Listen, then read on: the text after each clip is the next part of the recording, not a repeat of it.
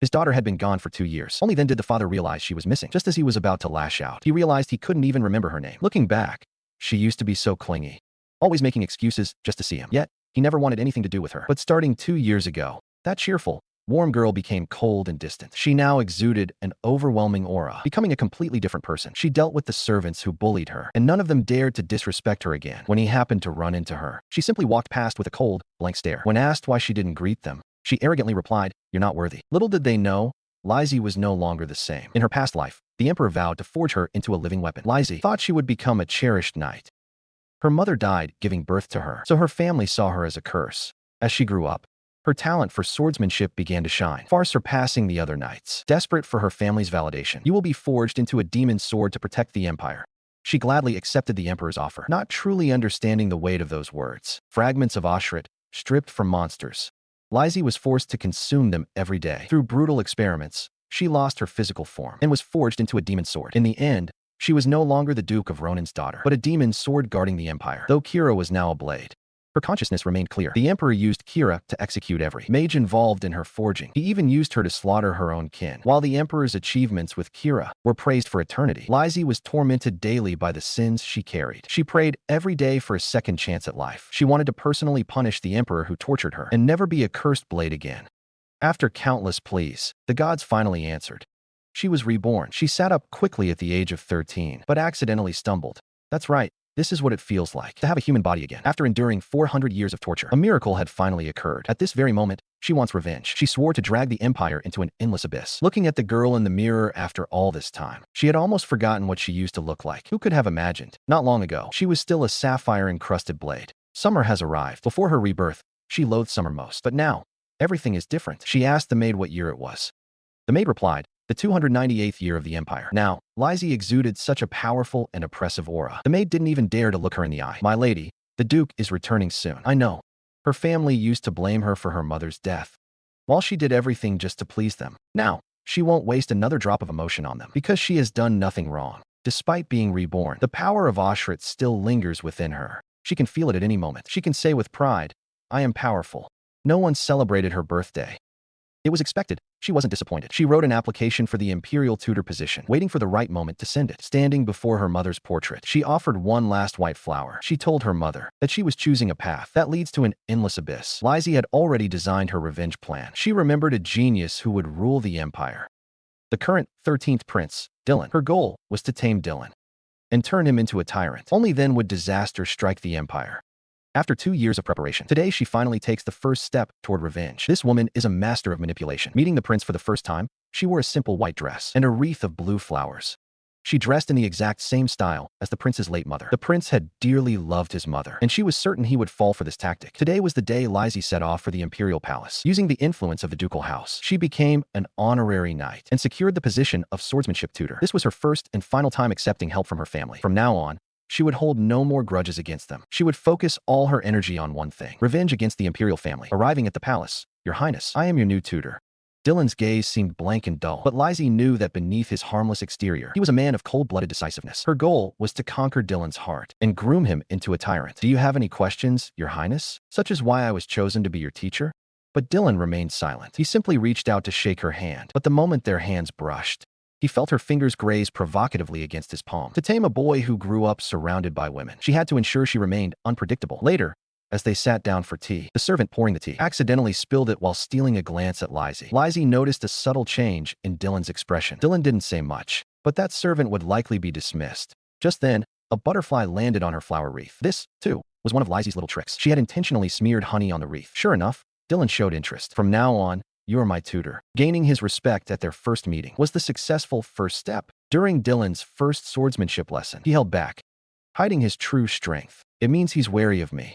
Lizzie has elven blood, allowing her to see spirits. Spirits feed on mana, and Lizzie possesses an endless supply of it. She kindly hosted the hungry spirits. Spirits know how to repay a favor. They might just help her later. Looking at this palace, so familiar, yet so foreign. As I sit here, the soul-crushing screams of my past life still echo in my ears. Remembering the 4 centuries of agony, Lizzie clenched her fists in white-hot rage. "I will tear every piece of this place down." Just as she was about to rest, closing her eyes for a second, Lizzie sensed something was off. An assassin.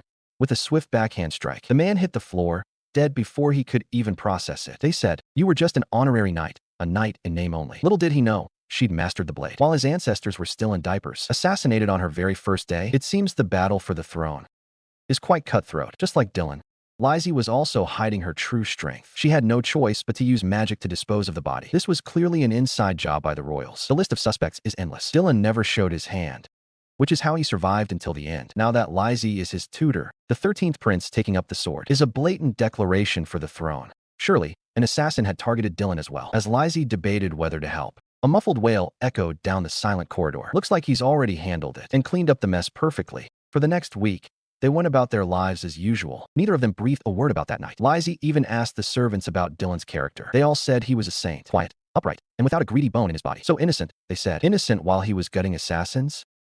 The only innocent ones were you people, sleeping like babies. During practice, Dylan kept up the useless prince act. 5 minutes of training, an hour of rest. He's incredibly strong, yet he commits to this pathetic facade. He probably figured out that night that I went through the same thing. I'm just afraid he'll ask. So, I prepared myself every day to answer him, but the questions never came. It's clear he has zero interest in me. I'm sorry, tutor. I'm exhausted. I can barely catch my breath. He's quite the actor, Lizzie thought. Before her rebirth, Dylan played the royals like a fiddle for his own gain. Now he puts on this kind, cheerful, and naive front. Lizzie was dying to know why, so she knelt directly in front of him and took the initiative. Your Highness, do you plan on living like this forever? In the eyes of others, she was just using her family's name to become an honorary knight. That someone like her became the 13th prince's tutor was a target for constant mockery behind her back. A superficial lady with no real talent. Robert, in particular, loathed women like her. Since Lizzie dropped that question on Dylan, his guard had clearly gone up. She was certain she had finally caught his attention. Over the past few days, the two of them had been observing each other. Lizzie could feel his eyes on her back. Wherever she went, swordsmanship wasn't enough for Dylan. He needed theory, but the books she requested were delayed. So she went to collect them herself. As soon as Lizzie entered, Robert quickly covered something with a red cloth. Lizzie knew exactly what was under there, the book she wanted. The Art of Kingship.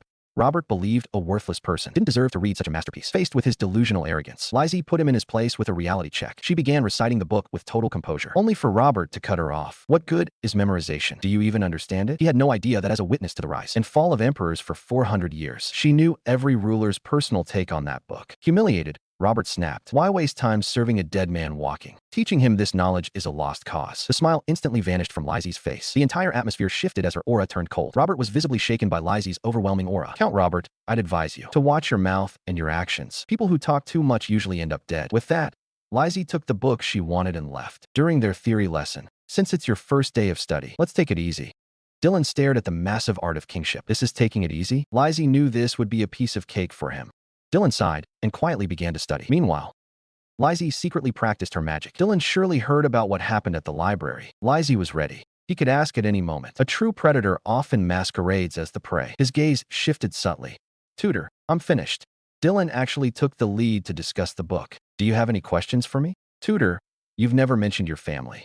His question caught Lizzie off guard. But I didn't ask. No more questions. Tutor, that's all for today. Thank you for your hard work. You as well. Dylan's resolve flickered. Once the fish is on the hook, Lizzie would never let go. Back in her room, she thought about his question. Family. Dylan was cold toward his father, cherishing only his mother, Lady Chi. Before her rebirth, the other concubines saw Lady Chi as a thorn in their side and constantly targeted her. The crown prince who insulted Lady Chi's homeland suffered the most brutal death. Only the 5th prince attended Lady Chi's funeral, which was why he ascended the throne. She once thought it was a coincidence, but now she realized it wasn't. Everything traced back to Lady Chi. Dylan was the hidden mastermind behind the empire. Back then, a multi-talented shadow emerged, painting, composing, writing, and even mastering industry, medicine, and law. The true identity of this mystery genius, Dylan, was only discovered after his death. The world mourned the loss of such a brilliant mind. Because of this, the forgotten Lady Chi also began to receive attention. Lady Chi's last words to Dylan were to take care of himself and to live a life under the radar. This became Dylan's personal creed. But what if? What if she had told him to become emperor at all costs? Or, if I can't have the empire, I'll burn it to the ground? Lizzie is a patient woman. She's just waiting for the day Lady Chi passes away. It will happen this fall. The cause of death, poisoning. Word is, her final moments were agonizing. When the time comes, she'll seize this opportunity to win Dylan over. Meanwhile, at the Duke of Ronan's estate, the young lady hasn't replied. The second young master of House Ronan fancied himself as having been kind to Lizzie, the only one who didn't treat her like she was invisible. He couldn't believe she hadn't written back. Fine, whatever. She'll cave and reply eventually. In reality, His concern for Lizzie was only skin deep, and though she was a master of the blade with 400 years of experience, others dismissed her as mere eye candy who slept her way to the top. Lizzie decided to stop holding back. She challenged the ninth prince to a duel. Just moments ago, the ninth prince had paid a visit, making it clear he was there to see Lizzie. "You're a disgrace to the Ronin family name. You don't look like a knight at all." He completely ignored Dylan. "Rumor has it you're quite the temptress. Are you actually teaching, or just fooling around? I'm way better than this brat. Be my knight instead. You like swords? Then I'll grant you the sword of the ninth prince." Hearing this, Lizzie was instantly triggered by the shadows of her past. She remembered those miserable years when she was treated as an object, stripped of dignity and trampled upon. Lizzie's mercy vanished. Her polite and gentle mask shattered instantly. She formally challenged the ninth prince to a duel. The ninth prince's eyes were full of contempt. To him, she was just a knight in name only, not even worth his personal attention. So he sent out his personal guard instead. Word of the duel spread through the Knight Order like wildfire. Everyone was buzzing with gossip about the match. Dylan looked at Lizzie, unable to stop himself from calling out to her. Lizzie simply smiled, telling him she'd be just fine. The match began, just as everyone thought her slender frame wouldn't even be able to lift a sword.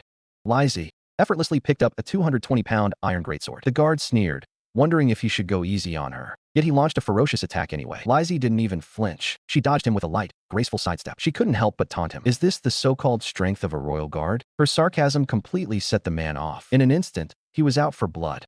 But Lizzie evaded him with ease, slickly slicing off the man's hair tie as she passed. His hair falling loose drove the man into a blind rage. His assault was now fueled by pure killing intent. Lizzie showed no more mercy. With a few swift strikes, she left the man completely defenseless. She was truly livid, remembering her past life. If even one emperor had shown her a shred of respect, she wouldn't be this furious.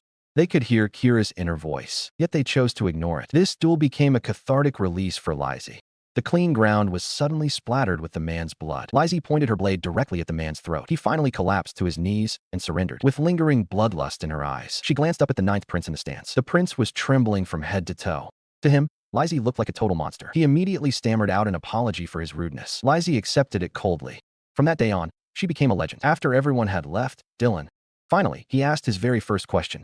"Tutor, why do you think my life is so meaningless?" At that moment, Lizzie's heart hammered against her ribs. He finally asked it. She knew this was her only shot at truly getting through to him. She couldn't afford to misspeak a single word. Steeling herself, she spoke with conviction. "Because we are two of a kind. That's why I resonate with you so deeply. I am a person full of confidence, and your highness has always been self-assured as well. You believe that you will eventually get everything you desire, but the fact that everything comes so easily to you has actually made you bored. You grew curious, wondering if an ordinary life would be more interesting. So, you hid your brilliance. Unfortunately, it wasn't nearly as fun as you imagined." Her words struck Dylan right in the heart. An expression of sheer disbelief flickered in his eyes. Since he was a child, he never once doubted that the throne was rightfully his. He never needed anyone's validation. Lizzie leaned in gently. "Your Highness, you can choose to remain wary of me, or you can try letting your guard down. I believe the latter is a much better choice. Whichever you choose, I will accept it completely." Dylan said nothing, but Lizzie knew that after today, his emotional defenses had finally crumbled. While she decided to cut ties with her family once and for all, her older brother was starting to lose his cool. He'd been writing to his sister for a month without a single reply. He only found out after asking the messenger that she'd tossed his letters back after a single glance. This isn't right. His sister used to be so clingy, even though the family despised her. Shouldn't she be jumping for joy to receive a letter? He'd been worried she would nag him. So why was this so different from what he imagined? His commotion drew their father's attention. Seeing the Duke look displeased, he had to scramble for an excuse to get through dinner. Still, he couldn't help but ask, "Father, have you heard any news about Lizzie?" Before he could finish, the man ruthlessly cut him off. He snapped, asking why he'd bring up such a repulsive topic. Just as he was about to get up, he caught sight of the lilies honoring his late wife. He constantly mourned the wife he lost, yet couldn't stand the daughter who was still alive. Whenever he saw her at the table, he'd walk out, refusing to even share a meal with her. Over time, Lizzie simply stopped showing up to the dining room, and now, she had vanished entirely. Watching his father leave, the brother lost his appetite as well. The servant's words kept echoing in his mind. How did Lizzie become a completely different person? Meanwhile, Lizzie was carefully dressing up, preparing for her audience with Dylan's mother. Dylan only smiled like a child when his mother was mentioned. To truly win Dylan over, Lady Chi was the key. Arriving at Lady Chi's palace, the lavish decor showed Dylan's deep devotion. The woman lying in the sickbed was frail, yet her beauty remained untouched. She was a princess from the kingdom of San, exuding an air of natural elegance. Even though it was their first meeting, Lizzie felt a pang of sadness, knowing this woman was destined for an agonizing death. The only thing that could save her was the Silu herb, but only the Emperor possessed it. Lizzie suddenly remembered her past life. The Emperor held an annual swordsmanship tournament, where the champion could grant a single wish. Even a request for a moving castle was within reach. Lizzie decided to enter and win the tournament. then asked the emperor for the Silu herb as her prize. Dylan is the type to never forget a favor. While she was deep in thought, Lady Chi noticed her. Though nervous, Lizzie curtsied with effortless grace. Lady Chi was truly a kind soul, thanking Lizzie for mentoring Dylan. Despite being an imperial concubine, she spoke softly and carried herself with humility. She was a gentle person, modest and warm to all. She was truly a wonderful mother who valued education and respect. Lady Chi's warmth radiated deep into Lizzie's heart. As autumn approached, Lizzie's heart began to feel heavy with dread. That night, the nightmares returned. In her past life, as the cursed demon sword, no one could ever understand what the Empire had truly forced her to do. Only her thirst for revenge had kept her going until now. She wasn't the one in the wrong, yet she was the one everyone blamed. She woke up with a start, only to find she was drenched in tears. She feared her obsession with revenge was clouding her judgment. She couldn't stop the nightmares, but she had to keep a cool head while awake. Now, Lizzie had a new problem to juggle. How could she enter the tournament without revealing her identity? Going undercover as a man was the only way to stay low profile, but simply tying up her hair wasn't enough. She was about to just chop it all off when the little spirits popped their heads out. Lizzie smiled and asked if they were hungry. As they gathered around her, they whispered, "We can help you." The next second, the spirits unleashed their magic, transforming Lizzie into a handsome man with brown hair and dark eyes. Her voice became deep and raspy, and her hands grew rough. Lizzie never imagined the spirits would come through for her like this. She smiled, thanking them for the huge favor. In her past life, Lizzie never got to compete. Despite her brilliance, the Duke only cared about his son's achievements, so Lizzie could only watch from the sidelines. With tens of thousands of participants, the preliminaries officially kicked off. Matches at this level were a walk in the park for her. She intentionally held back to hide her true power, fighting her way up to 85th place. On the day of the qualifiers, the 9th prince was a no-show. Lizzie wasn't surprised. Only one person could pull that off. Dylan, the type who never lets go of what's his. Once he claims something, he never backs down. But after the duel with the guard, the 9th prince had developed a literal phobia of swords. Was it Dylan who broke him like that? Her train of thought was snapped back by the announcer. Lizzie stood frozen in her tracks. Her next opponent was none other than her own eldest brother. To save a life, she had gone undercover, transforming into a handsome man with brown hair and dark eyes. She had cut through the competition to reach the semifinals, only to go head-to-head with Arcane, the heir of House Ronan. He was the only competitor representing their family. It was pathetic, really. Her father dismissed her because she was a girl. No matter how skilled she was, he never looked her way. She was far superior to both her brothers, yet she had been forced to rot in her room, watching from afar. But now, she could crush Arcane with ease. She saw right through his every move. His attacks were stiff and predictable. If the rules didn't strictly forbid killing, Arcane would have already died by her blade. Looking at his shattered armor, the man was paralyzed with fear. He had given it his all, yet he hadn't left a single scratch on her. As he struggled to understand why he was losing so badly, the referee called for time. With no clear winner, both advanced to the next round. But for Arcane, who was supposedly invincible among the nobles, he had officially fallen from grace. During the lively festival that night, Lizzie sat off to the side, casually sipping tea. Suddenly, she looked up and spotted Dylan. What on earth was he doing here? His gaze drifted toward her. Would he recognize her through the disguise? However, Dylan only gave her a long, distant look before vanishing into the crowd. Lizzie took the chance to slip away as well. The next day, during the semifinals, Arcane was utterly humiliated by Kahu. Disgusted by the scene, their father stormed out. Ultimately, Lizzie faced off against the man who beat her brother, Kahu. She remembered how her family abandoned her after she vanished. Except for him, her fiancé in name only. He had searched for her for 5 years. Though she didn't know why he had looked for her, she still didn't want to hurt him. But the championship had to be hers. As expected, she emerged as the victor. The entire arena erupted in a frenzy. A complete nobody with no background had somehow crushed every skilled fighter. The emperor stood on the grand stage, asking Lizzie what she desired. Beautiful women, a noble title, or even a royal pardon. Unexpectedly, the boy whispered in a voice only the emperor could hear, asking for exactly what she came for, the Silu herb. The emperor didn't expect such a simple request. He even offered to make Lizzie his personal knight. It was a once-in-a-lifetime chance that many would die for. But Lizzie turned it down. She only wanted to live a quiet life. The emperor thought, if I can't have him, I should destroy him. But Lizzie wasn't afraid of being hunted. Once she reverted to her true female form, no one would ever find her. That night, desperate cries rang through the palace. Word came from the servants. Lady Chi's condition had taken a turn for the worse. Dylan's frantic footsteps faded into the distance. Meanwhile, Lizzie bided her time, waiting for the perfect moment to present the herb. Dylan had to witness his mother's agony firsthand, for her gesture to truly mean something. Just as every doctor on call failed to find a way to ease her pain, and Dylan was on the verge of a total breakdown, Lizzie appeared with the Silu herb, holding the herb in his hands. He realized she had entered the tournament just to get this for him. But why go to such lengths to get close to him? And why give him the Silu herb now? Before she could answer, another report of Lady Chi's failing health arrived. After taking the Silu herb, Lady Chi's suffering finally subsided. Exhausted, she asked where the Silu herb had come from. Dylan told her the whole truth. Lady Chi summoned Lizzie for her final request, to entrust her son to Lizzie's care. Instantly, a heavy weight settled in Lizzie's chest, like a lump in her throat. In her past life, while Dylan had been desperately searching for the herb, Lady Chi had passed away. He hadn't been able to ease her pain, nor was he there to say goodbye. That guilt had haunted Dylan for the rest of his life. In the end, Lady Chi passed away with no regrets. Only 2 figures stood in the funeral hall. The number of mourners was pitifully small. Aside from the 5th prince, no one else attended. Lizzie seemed to finally understand what Dylan must have felt in her past life when he served the 5th prince's rise to power. Feeling the air inside turned stifling, Lizzie stepped outside to catch some fresh air. The sky suddenly opened up into a torrential downpour. Forget it. A little rain won't hurt. As she walked, she ran right into Dylan. Dylan was holding Lady Chi's final letter. He handed it over, and she opened it hesitantly. She was shocked. The content was different from her past life. Do whatever you wish, no matter what it is. Live your life freely. My mother said this was written for both of us. I don't have anything I want to do yet. Tutor, what about you? Lizzie felt her heart about to leap out of her chest. She had finally waited long enough for this day. She dropped to one knee.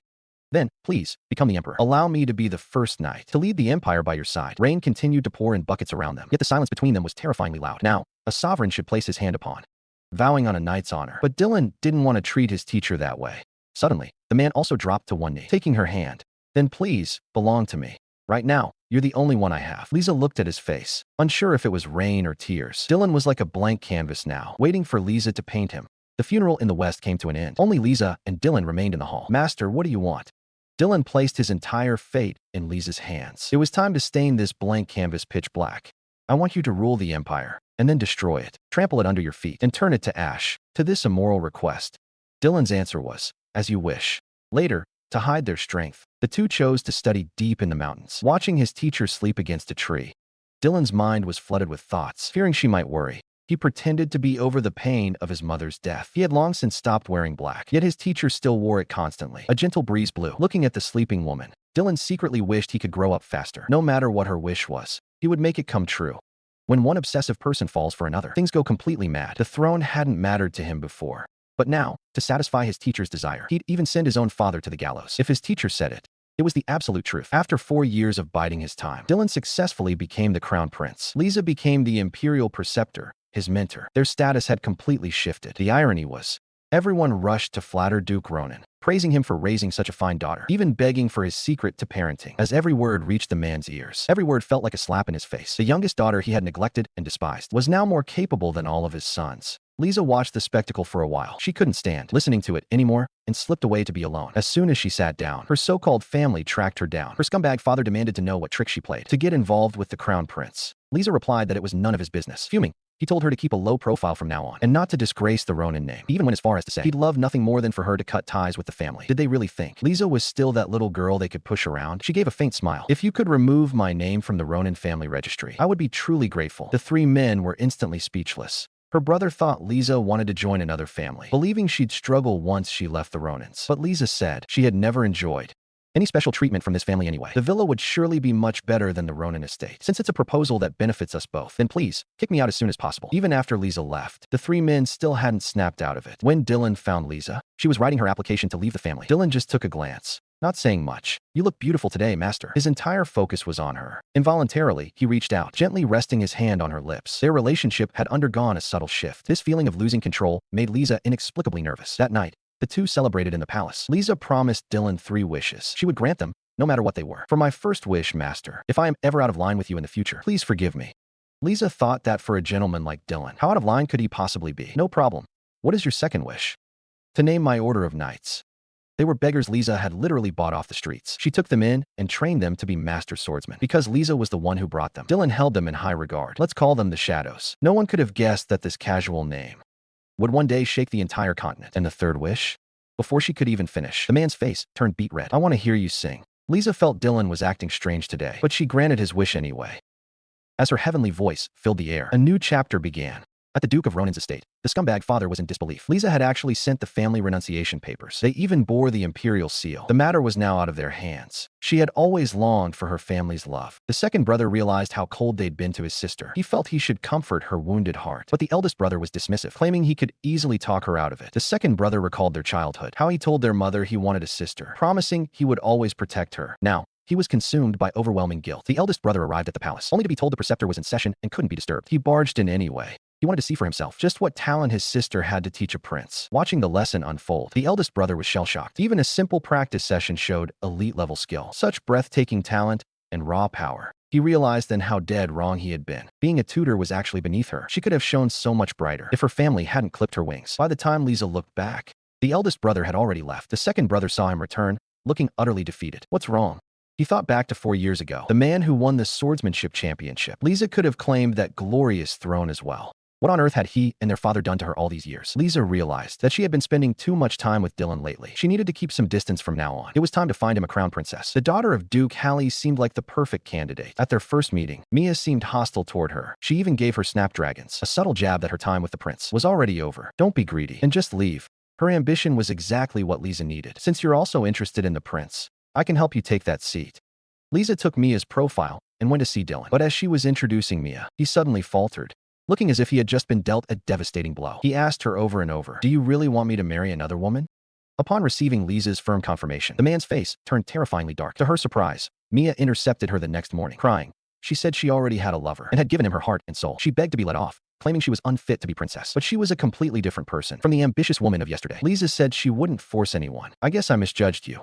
She suspected Dylan had done something, but felt it wasn't worth breaking their trust over this. When she met Dylan that afternoon, she apologized for her poor judgment, but Dylan brought up something else. He made Lisa vow that no matter what he did, she would stay by his side. Lisa didn't understand what he was up to until he took her hand and kissed it. As a return gift, "I will launch a coup this winter to seize the throne. I swear to offer the entire world to you." Exchanging vow for vow, whether to destroy or to rule, it all depended on Lisa's will alone. That night, Dylan woke up in a cold sweat. He had dreamt of his forbidden desires for his master. It felt so fleeting, yet so real. If only this were real. He was driven by a mad desire to possess that woman completely, even if future generations were to curse his name, and he were buried under a mountain of resentment, as long as Lisa wished it. Dylan was more than willing to be a total tyrant. After her rebirth, the girl finally broke free from her toxic family. Only then did her brothers realize how much they owed her. Once they witnessed her true strength, even the oldest brother, idiotic as he was, could finally see her genius. He repented for all those years, realizing he and his father had done the unforgivable. The second brother dreamed of reading storybooks to her as a child. They truly were close once. Back then, she relied on him for everything. But one day, he suddenly started pushing her away. Even when he saw her fall, with her knees bruised and swollen, he ignored her. He kept his eyes fixed on his father and eldest brother in the distance. He was too terrified that being with her would get him ostracized by the family, too. The little girl thought she had done something wrong, but as she tried to apologize, he coldly shoved her aside. Waking up, he was overwhelmed with regret for everything he'd done. But late affection is worth less than dirt. Lisa was already long gone. The Ronan family called a meeting. The scumbag father expected the eldest son to lead by example. Since there was no update, he assumed that Lisa's rebellion had been handled, and the renunciation papers could be voided. Instead, the eldest son turned to his father and asked, "Have you ever cared about her all these years? Even just a little bit? You need to let go of mother's death and start treating Lisa right." Those words completely stripped away the father's facade. He slapped his eldest son. He barked that he had no right to talk, because his actions were no better than his own. It was true. If the father was the killer, then they were the accomplices. Whatever they said now was too little, too late. The second brother still wanted to win her back. In a few days, it would be the prince's investiture ball, which was also Lisa's birthday. The brothers discussed birthday gifts. Rare treasures were too easy to come by. They needed something special.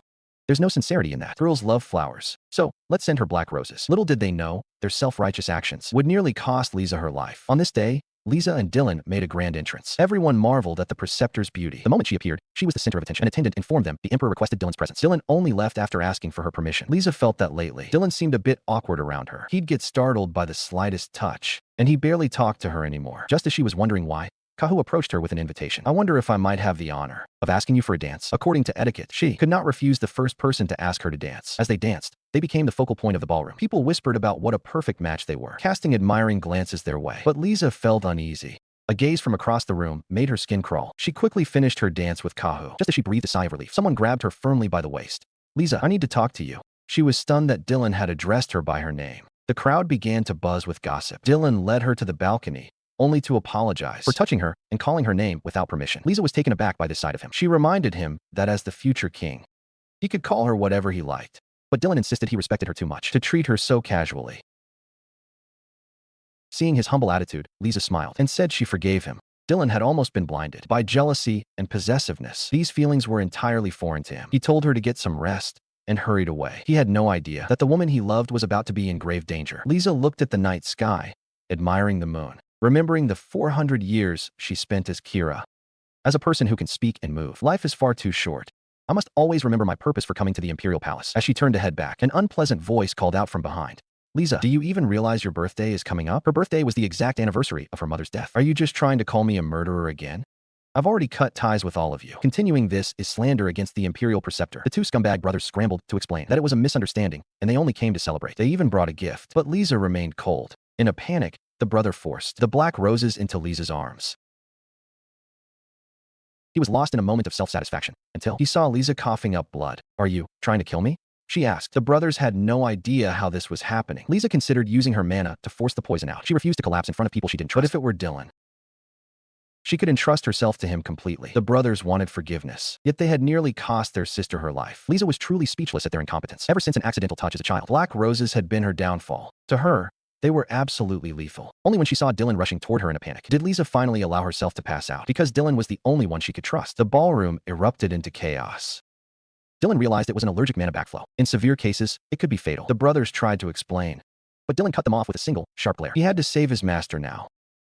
He couldn't expose her weakness to everyone. He claimed she was simply exhausted and fainted, and that she just needed to return to her quarters to rest. He brought her to his own private chambers. The only way to save her now was to merge another's mana with her own. No matter how painful the process, it had to be done with extreme care. He couldn't let her get hurt. He refused to let anyone else near her. Master has literally placed her life in my hands. Meanwhile, after the two scumbag brothers returned home, they finally learned from a servant who used to care for Lisa that black roses were extremely dangerous to her. Since Lisa practiced swordsmanship, her mana was completely incompatible with black roses. The brothers snapped at the servant for not speaking up sooner, but the silence was by the Duke's command. After Lisa had an allergic reaction as a child, he had forbidden the staff from ever mentioning it to anyone. Only the servant who pitted her remembered. The one who killed her mother has no right to complain about pain. In her coma, Lisa relived the nightmare of being forged into a sword. Time and again, she asked, "Why me?" The Emperor's only answer was, "Because only you are the perfect fit. Just accept your fate as the magic sword, Kira." Years ago, they experimented on elderly commoners. When that failed, they moved on to children.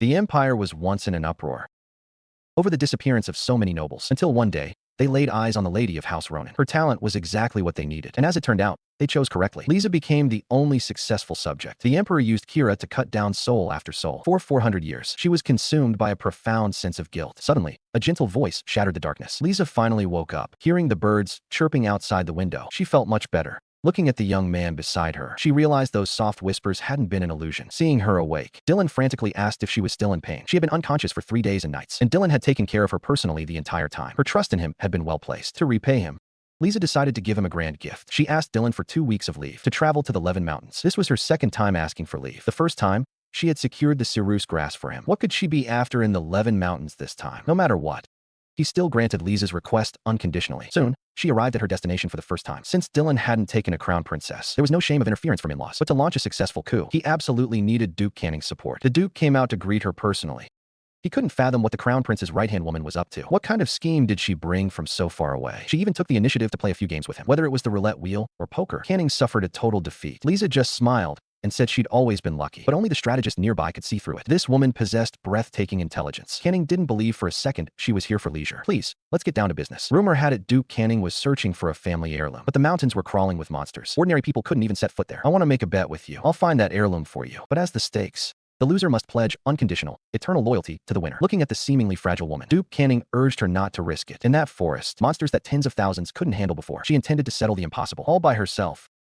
Lisa simply said she only needed 2 weeks. Canning watched Lisa depart from the window, convinced she was marching to her death. While everyone was sure she wouldn't return, Lisa was cutting her way through, blazing a trail, because to her, dealing with these monsters was child's play. She effortlessly handled S-rank beasts. Finally, she found the heirloom. At the Duke's estate, an attendant shouted in a panic, "The preceptor is back." The morning sun hit Lisa, making her look absolutely radiant. "Duke Canning, do you remember our wager? It's time to honor your word." In the prince's absence, the preceptor accepted the oath on his behalf. Duke Canning led all his knights to drop to one knee. Taking the oath before Lisa, he pledged to follow the crown prince without hesitation, ready to obey his every command. With the ceremony concluded, Lisa only wanted to hurry back to the palace. She wanted to hand the proof of this oath to Dylan, as a way to repay the trust he had shown her. Right now, she couldn't wait to see him, but she didn't expect the man to have a surprise of his own. Inside the magnificent palace, Dylan stood holding ribbons in his hand. Suddenly, he heard the voice he had missed day and night. As she called out, he turned to see Lisa had returned. His gaze was as gentle as water. He had originally planned a surprise party for her tomorrow, but her early return made him beyond happy. Lisa stood frozen on the spot. Her birthday was also the anniversary of her mother's death. To her,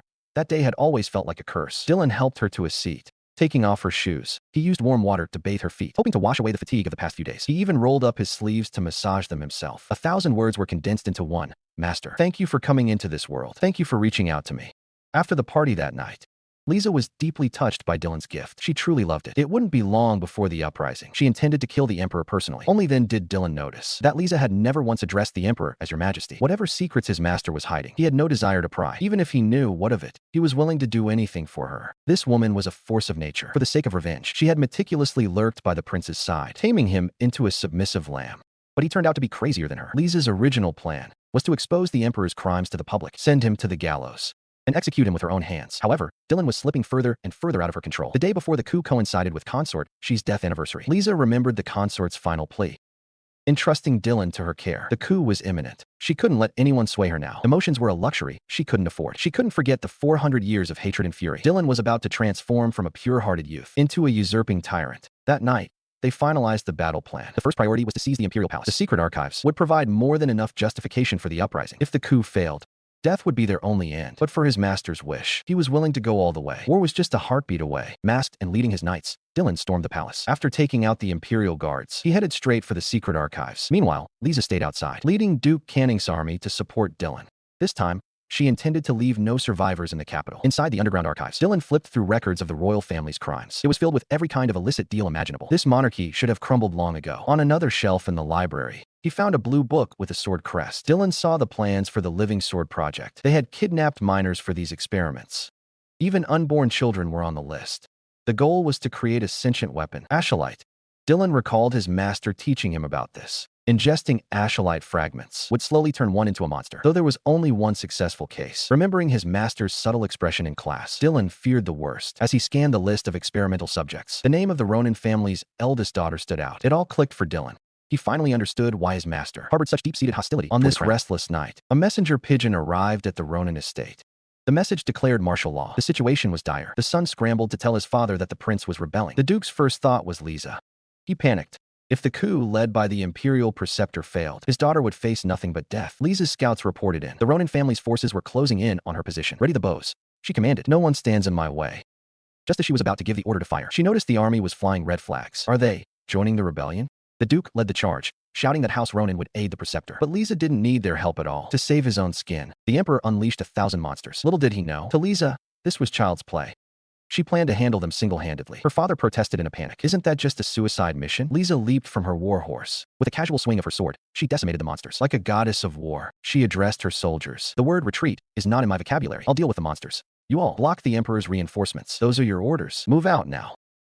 The knight's fighting spirit was instantly ignited. As Dylan stepped out of the archives, he was surrounded by the Emperor's royal guard. Dylan was ready for a bloodbath. After tearing through the guards with ease, the scene was left in a sea of flames. Dylan ordered his knights to hold the archives. Lisa had also finished her battle. As signals of victory flared from every direction, she stood on high ground, feeling an unprecedented surge of adrenaline. The day had finally come. She had waited far too long for this moment. Years of calculated moves. Everything was finally becoming a reality. In that moment, she thought of Consort Xi. She thought of the pure, untamed Dylan she first met. The wind tousled her hair. She told herself Dylan was merely her pawn. She couldn't afford to be soft-hearted. At this moment, she looked like an angel of death in the night, eerily beautiful and almost unreal. Now, she just had to wait for Dylan to bring her the Emperor.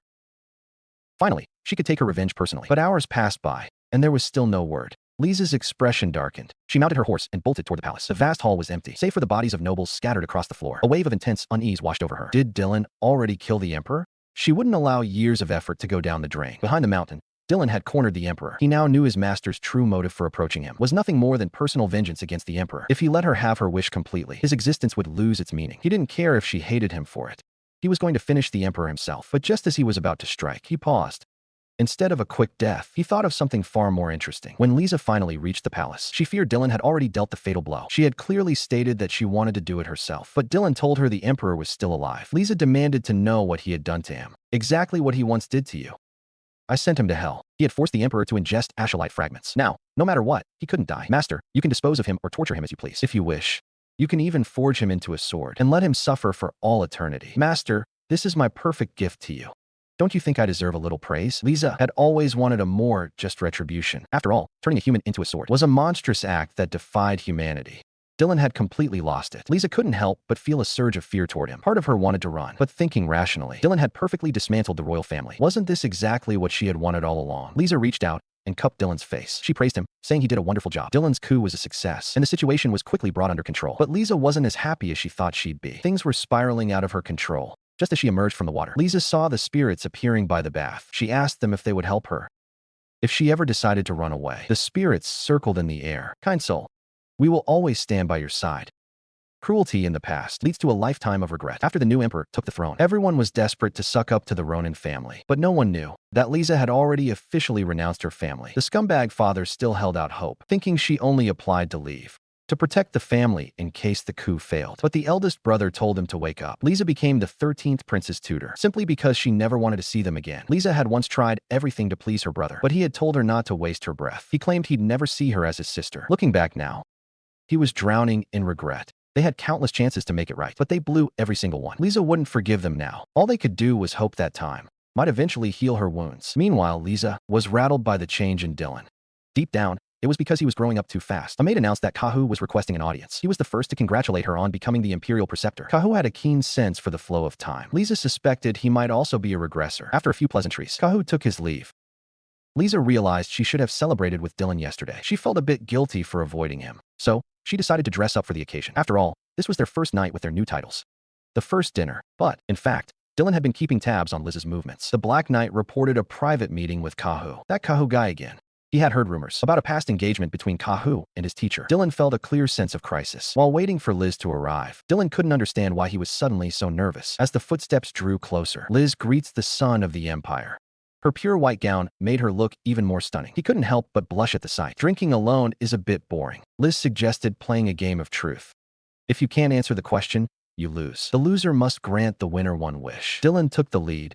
Charlize, what exactly are the fragments? Liz didn't expect Dylan to ask that. It made her feel a sense of suffocation. Nevertheless, Liz answered his question. They are the source of all monsters, the remains of a corrupted, evil god. Now it was Liz's turn. Your Majesty, what do you think of those who consume the fragments? Dylan believed they had no value at all. He asked Liz if she was hiding something. Liz replied, no. After all, who could have guessed? That time had been turned back. Your Majesty, do you have someone you love? He didn't deny it. He had loved that person for a long time. As far as Liz knew, the only woman who had been by Dylan's side for years was herself. The probing only made her more confused. What about you, Master? Do you have one?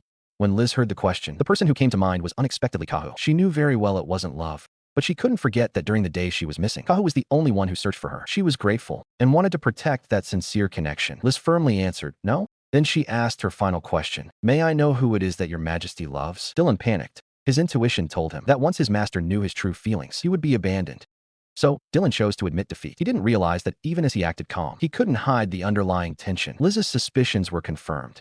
It seemed she needed a new plan. Meanwhile, on the other side, Red Hair received an assassination mission. The client offered triple the price for the Imperial Master's life. Red Hair flatly refused. That's the woman who took down 1,000 monsters single-handedly. Assassinating her is a death wish. In fact, Red Hair had tried to assassinate her once, back when Liz was still a Grand Preceptor. He was taken out in an instant. He knew her strength all too well. He even began to admire her, warning the other guild members, not just the Imperial Master, steer clear of everyone in the Ronin family from now on. Even though Liz had already left the family, blood is thicker than water. What if she retaliated for touching the Ronins? Just the thought of it was terrifying. Besides, he didn't want Liz to hate him. Liz woke up at dawn, recalling last night's events. She was certain that she was the one Dylan loved. Now, the plan had to be adjusted according to the shift in Dylan's feelings. Preparations to move into the Emperor's palace were complete. Theoretically, Master and disciple should live within the same palace walls, but Liz hadn't expected that Dylan would assign the lilac room to her. Known as the safest place in the Imperial Palace, it was considered the heart of the structure. It was originally the Emperor's private chamber. This left Liz feeling quite out of place. It was almost time for swordsmanship practice, but Liz planned to change the training method. By coating the swords with lethal poison, she wanted to engage Dylan in a life-or-death sparring match. The man understood this was Liz's way of testing him. If he didn't love her, he would have given it his all, but he simply couldn't bring himself to hurt his master. His mind wandered for a split second, and Liz's sword was already at his throat. Your Majesty, please focus. The outcome was already clear. Liz said with a smile, let's take a break before continuing. But the moment she turned away, her expression became deadly serious. At the court meeting the next day, remnants of the deposed emperor's faction were planning a coup. They were conspiring with the underworld. Upon hearing this, Liz felt that she might find a clue regarding Kira. She took the initiative. Leave this matter to me. Others only knew Liz as the Emperor's master and were unaware of her true power. Just as they were about to object, they were silenced by a single sharp glare from Liz. None of them dared to utter a word. This mission is quite dangerous. She needs backup. Kahu stood up.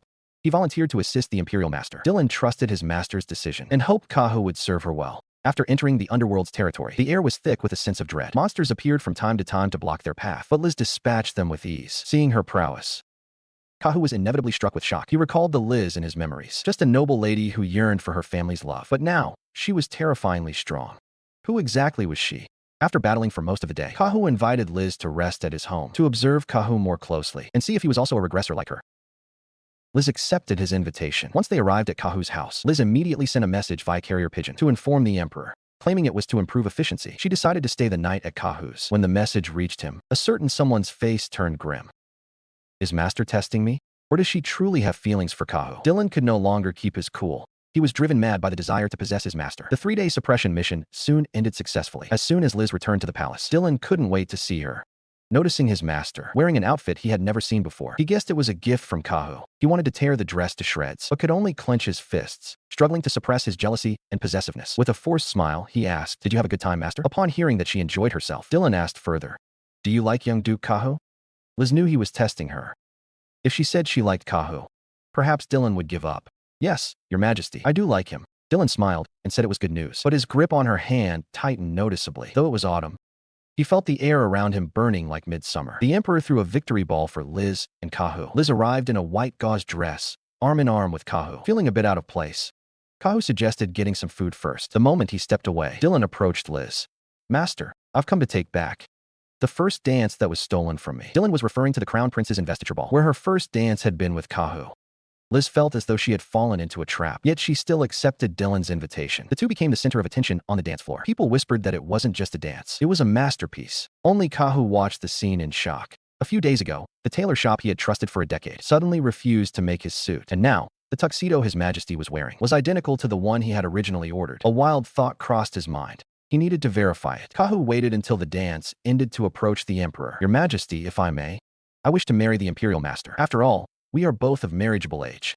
Dylan said that as long as his master had no objections, he would give them his blessing. However, the veins popping on his hand betrayed his true feelings. As expected, His Majesty loves the Imperial Master. Looking closely, he and Liz are remarkably alike. Both look down on the world with cold, indifferent eyes. Unexpectedly, Dylan's warning came in the next second. "As a subject, don't you think it's foolish to test your sovereign so recklessly? I hope there won't be a next time." Kahu's intentions were completely seen through. The older brother finally realized his mistake, but by the time he wanted to make amends, it was too late. The child who yearned for her family's love was gone forever. 400 years ago, when Kahu visited the Ronin estate to ask about Liz's preferences, the trashy brothers realized how little they knew about her. She seems to hate flowers. In their memories, she was always locked away in her room. But Kahu remembered the look of pure happiness on Liz's face whenever she smelled flowers. He was stunned. Is this really all they remember of her? Are they truly her family? His words forced the two brothers to admit their shame. They realized they truly knew nothing about their sister. The drunken brother stumbled back to his wife. "When you gave birth to our son, you nearly died. Were you in pain? Were you afraid? Did you ever hate him?" He desperately wanted a specific answer from her. It seemed that as long as his wife said yes, it would prove he hadn't been wrong all these years. Instead, his wife slapped him hard across the face, holding back her tears. She couldn't believe those words came from her husband. She would have given her life for their child. "You are a father yourself. How can you not understand?" Indeed, on the day their mother gave birth, he saw with his own eyes that she chose to sacrifice herself just so his sister could live. If their mother knew how her daughter was treated by her own family after she was gone. Overhearing this from outside the door, the father recalled the meaning behind the name his wife gave their daughter. In the ancient tongue, it meant happiness. Yet, what had he actually done to his own daughter? But the current Liz had long since moved past needing these hypocritical relationships. She was the Imperial Master, second only to the Emperor, the genius who claimed the championship in the swordsmanship tournament, the woman even the Emperor himself adored. To fulfill his master's wish to destroy the Empire, Dylan planned to incite a war in the near future. Liz hadn't expected him to take action so quickly. Since Dylan I ascended the throne, the Empire's economy and politics had reached their absolute peak. Even if a war broke out, the citizens would step forward to show their loyalty. But they had no idea that only defeat and death awaited them. Listening to the man's battle strategy, she knew the day was finally coming. Liz couldn't hide her excitement as she praised him. "You've truly done an excellent job." This heartfelt praise from his master ignited a fire within Dylan. He really couldn't restrain himself anymore. He was desperate to let her know how he truly felt. "Master, I love the way you look at me like that." He then said, "Master, you must surely know my heart." But Liz still chose to play dumb. "Your Majesty, I too." She tried to turn his confession into a feeling unrelated to love. But this time, Dylan wouldn't let it slide. He led Liz to the back garden. "Master, may I ask you a question? What exactly is Kira?" Liz didn't expect him to mention that. "Your Majesty, do you know what happens to those who consume the fragments of a Hingrit? The former emperor locked in the dungeon is a prime example. Ordinary people die from it. Those who barely survive become nothing but sentient metal. That is Kira." The man knew his master was still hiding something. But as long as it came from her lips, he would believe it. "Master, I love you. Not as a student loves a teacher, but as a man who desires to possess a woman." Dylan's bold and explicit confession carried a burning intensity, as if it could melt the entire winter. Liz didn't give him an answer. After returning to her room, she threw herself into the bathtub to cool her head. No matter what, she would never abandon her revenge. Yet, to her surprise, the man sent a gift that afternoon. A portrait of her. This was the same painting from her past life as Kira, except back then, the subject was the seventh concubine. Anyone could see the artist's devotion to her in every stroke. Liz ordered the painting to be hung above the piano. Just then, Dylan arrived for his piano lesson. Seeing the letters from Liz's suitors on the table, the man was unabashedly jealous. He wanted to see who would dare to court the woman the emperor was pursuing. The maid standing nearby was caught off guard by this sudden display of affection. He wanted everyone to know that he loved this woman. During the lesson, the man even had lychees prepared, her favorite fruit. As a child, no matter how much she loved them, she was never given a share. She hadn't tasted them again since she grew up. How did Dylan know this was her favorite? The cold memories of being neglected began to feel warm because of him. The bitter recollections of this fruit became something worth cherishing. In that moment, Liz seemed to realize he truly, deeply loved her. News of the emperor's public pursuit of the master spread like wildfire. Although Kahu knew that it was only natural for the emperor to love Liz, since he had known for a long time, why did he still feel so unhappy? He was so distracted during sword practice that his blade slipped. He wondered if he, too, had fallen for this woman. He sought out Liz, begging her, for both public and private reasons, to keep her distance. The two of you being together is too dangerous. Kahu was originally Liz's fiancé. Having regressed to this era with his memories intact, he never expected someone else to steal Liz's heart. Liz also knew he was mixing public duty with private feelings, but she had no intention of listening to him. To her, Dylan was the only person she truly treasured. Only by his side could she let her guard down. Dylan prepared an ice crystal garden for Liz. He had mages preserve it with magic, ice crystal trees that would never melt. The two continued walking, arm in arm, for the sake of revenge. Liz remained wary of love. She was even willing to use Dylan, but he didn't care at all. He said that none of it mattered. Just then, Liz's shoelace came untied. As the emperor knelt to tie it for her, she remembered that only Dylan had given her respect from the very start. He was the first person in her life to acknowledge her worth. Liz instinctively tilted the man's chin up and leaned in for a kiss. The moment their lips touched, Dylan was stunned for a split second, but quickly took the lead. Her rebirth was for revenge. But since Dylan was willing to be by her side, why not fall in love? He knew Liz was still hesitant. It was okay. He had the confidence to mend the cracks in her heart. He asked Liz to watch the fireworks at his palace tomorrow night. Liz knew exactly what that implied. I'll be waiting for you. He had finally won over the woman he'd loved for years. When Dylan asked to spend the night together, Liz had no desire to refuse. Back in her room, she saw the spirits again. They asked if she needed help with her first night with Dylan. Shall we?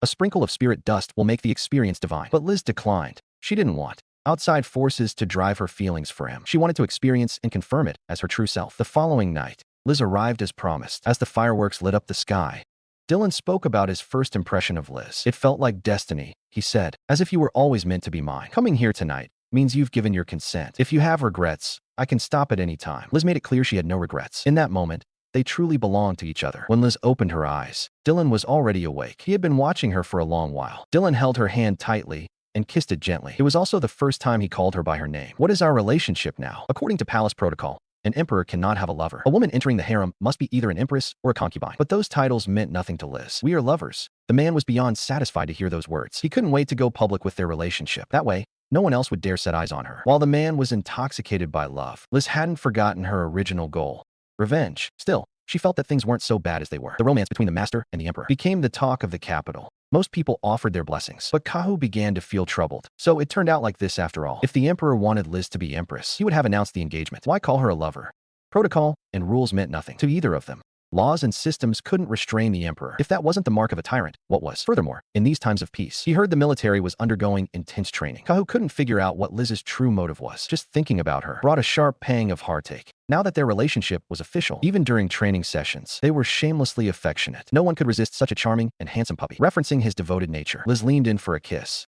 Embarking on their unabashedly romantic life. For their first date, they went to see an opera together. They shared a delicious lunch. Just like any ordinary young couple, they strolled through the forest as the sun began to set. There were so many things Dylan wanted to do, and so many memories he wanted to create with Liz. He even began to feel a sense of unease, a nagging feeling that if he didn't hurry, he might lose his chance forever. Perhaps sensing his anxiety, Liz gently comforted him. Your Majesty, I'm right here. I'm not going anywhere. That night, Liz was still reminiscing about their date, feeling a mix of happiness and excitement. She noticed a patterned envelope lying next to her vanity mirror. She thought of the blonde guy. By tearing the envelope, he would appear instantly.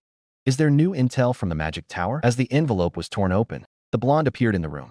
The moment he saw Liz, he began his relentless recruitment pitch again, hoping she would join their organization. But Liz only cared about the information he could provide. Frustrated, the man had to get down to business. It turned out the magic tower was the real mastermind behind Kira. Their goal was to take those who consumed the fragments and forge them into a sword, to create a god with human hands. There were actually two gods in this world. One was a Hingrit, and the other was the evil god. The evil god was essentially a mass of pure magic. Liz could hardly believe it. The person the magic tower had been searching for was her, the only one who consumed the fragment and merged with it completely. She would never forget the joy and greed in their eyes until the day she died. The tower created Kira as a vessel for the evil god's descent. Liz raised her sword, signaling the man to continue. He believed Kira's evolution had never truly succeeded, so the tower's goal remained unfulfilled. Theoretically, the evil god would descend upon Kira, but in terms of mana structure, the host would still be in control.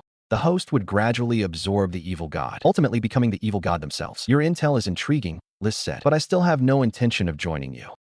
The Magic Tower still has no idea that their future success story has already been reborn. Liz realized with horror that she might actually be that evil god. The next day, Liz scoured the archives, flipping through every book, but found no information regarding the evil god. Red Hair delivered an intelligence card, determined to find out why only Kira could be used for the creation. Liz tore the card open.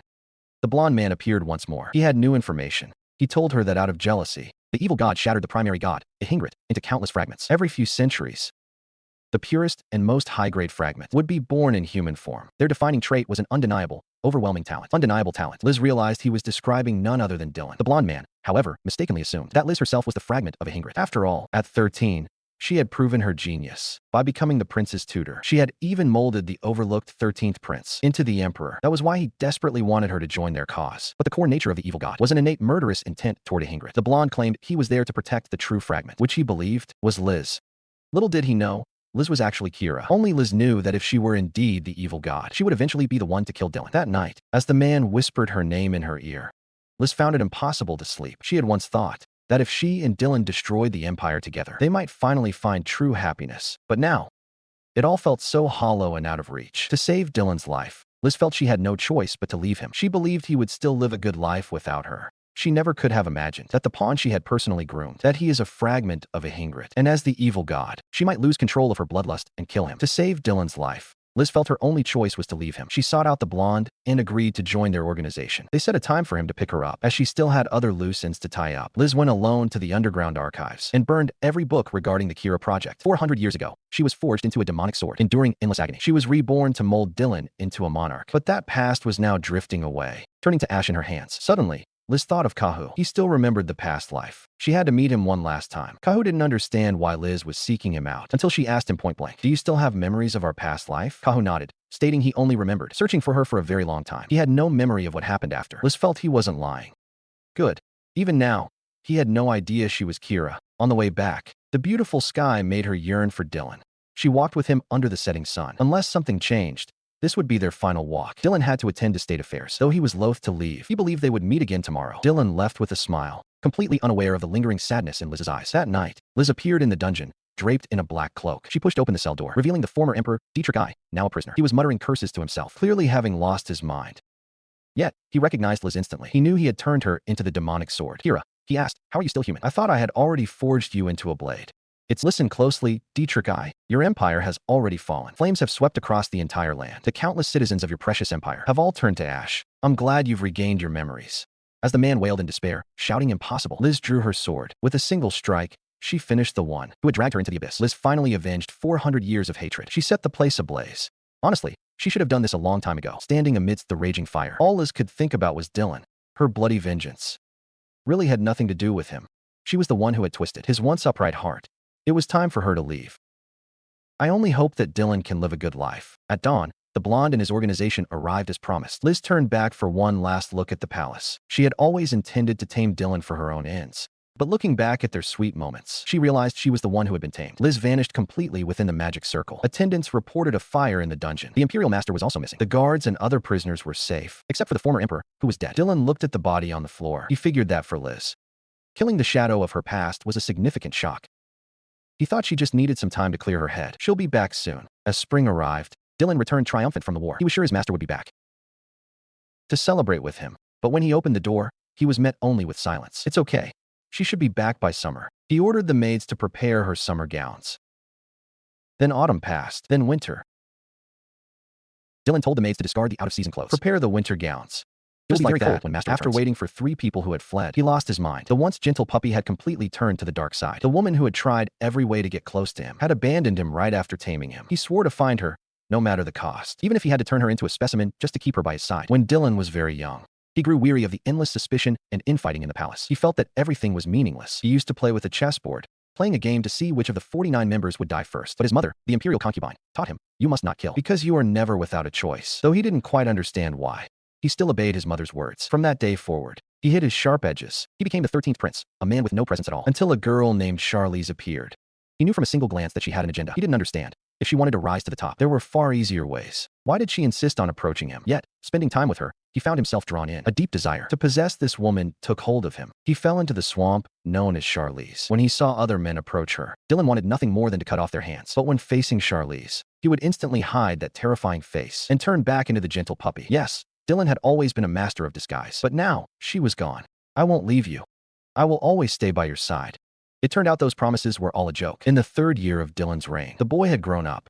Without realizing it, he had become a tyrant. Now, he would mobilize all manpower and resources to find that woman. Whatever it is you want, you must achieve it, even by unscrupulous means. That's exactly how you taught me, master. So, I'm going to drag you back, Charlize. Your freedom has come to an end. Meanwhile, Charlize, who had been gone for 3 years, with her overwhelming, and had already become the leader of the organization. When Charlize first joined, many were skeptical and refused to follow her. But one day, she defeated every knight in the organization through sheer force. From then on, they gave her their unconditional loyalty. As it turned out, Charlize more than earned her place. Under her leadership, branches of the Magic Tower were wiped out. She became the Death Knight, the one the tower's members feared most. Regrettably, the high-ranking members managed to slip away every time. Before she knew it, here and 3 years had passed. Because she was so focused on hunting the Magic Tower, she rarely thought of Dylan, and the man hadn't sent anyone to track or spy on her. Perhaps Dylan had finally forgotten her. Wasn't this exactly the outcome she wanted? While Charlize was lost in thought, the door was thrown open. Urgent report regarding Dietrich I. He is preparing to use funds from the Royal Treasury to fund the Magic Tower's original research. After 3 years, she heard that name once again.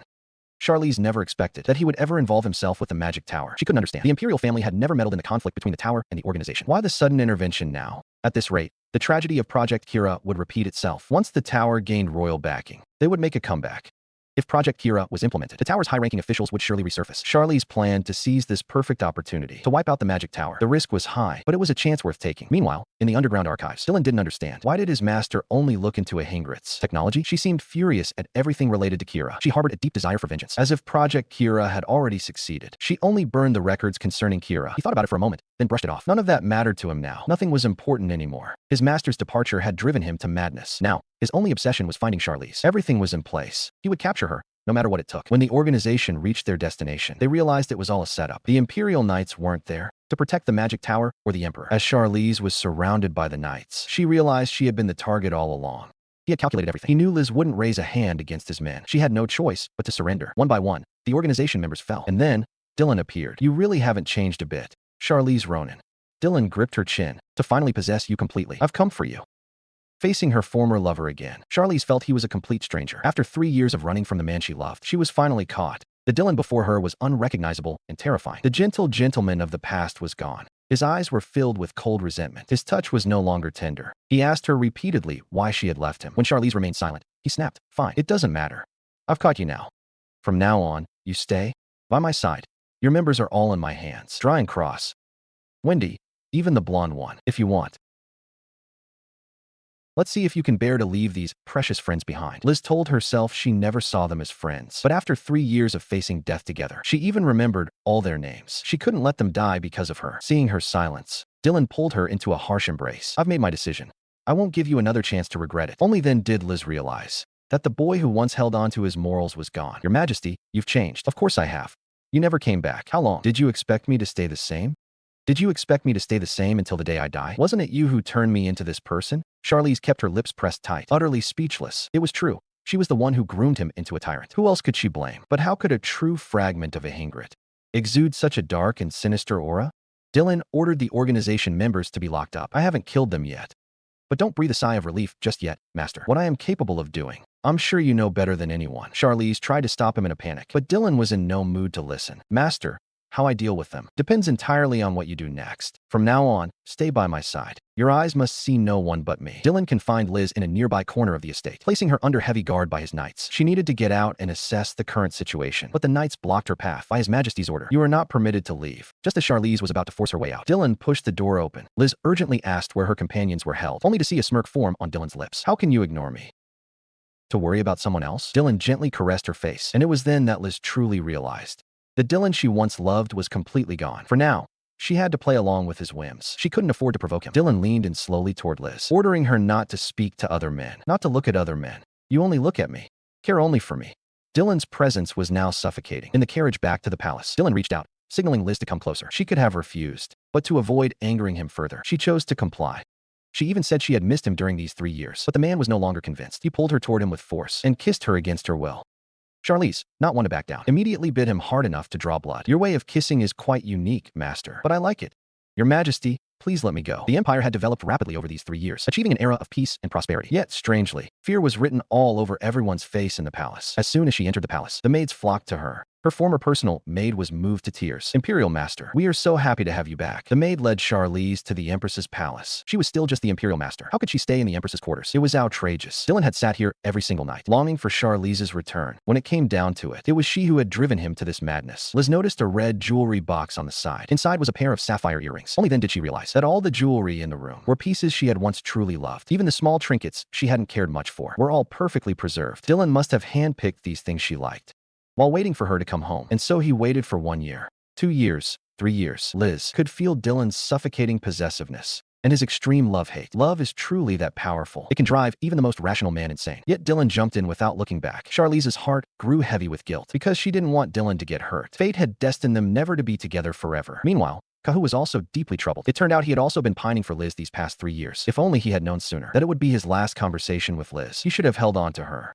For years, his family had been nagging him about marriage, but Kahu felt, since his heart already belonged to someone else, marrying another woman would be an utterly irresponsible act. After Charlize left, the empire developed exactly in the direction he had feared. The people's competitiveness and patriotism were incited, leading them to scramble for power.